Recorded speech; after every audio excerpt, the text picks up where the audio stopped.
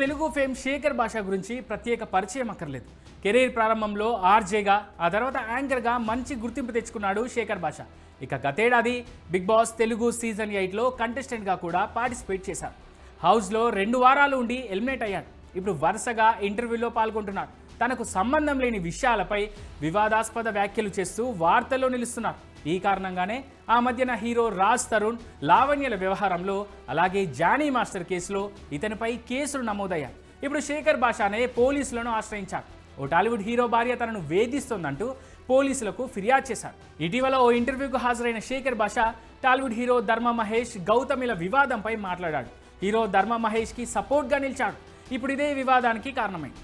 ధర్మ మహేష్కు మద్దతుగా మాట్లాడినందుకు గౌతమి చౌదరి తనను టార్గెట్ చేసిందని శేఖర్ భాష పోలీసులను ఆశ్రయించారు. డిసెంబర్ 1న పంజాగుట్ట పోలీస్ స్టేషన్కు వెళ్లిన శేఖర్ భాష గౌతమి చౌదరిపై ఫిర్యాదు చేశారు. హీరో ధర్మ మహేష్కి సపోర్ట్గా మాట్లాడిన కారణంగా గౌతమి నన్ను టార్గెట్ చేస్తోంది. బీహార్ రౌడీలను పంపించి నన్ను చంపిస్తానని బెదిరిస్తోంది. నా తల్లి కూతురిపై కూడా గౌతమి అభ్యంతరకర వ్యాఖ్యలను చేసింది.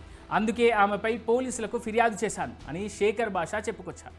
ఇక బిగ్ బాస్ మాజీ కంటెస్టెంట్ శేఖర్ భాష ఫిర్యాదును పరిగణలోకి తీసుకున్న పంజాగుట్ట పోలీసులు BNS 351(3), 352, 67 IT యాక్ట్ సెక్షన్ల కింద గౌతమిపై కేసు నమోదు చేసి దర్యాప్తు ప్రారంభించినట్లు తెలిపారు.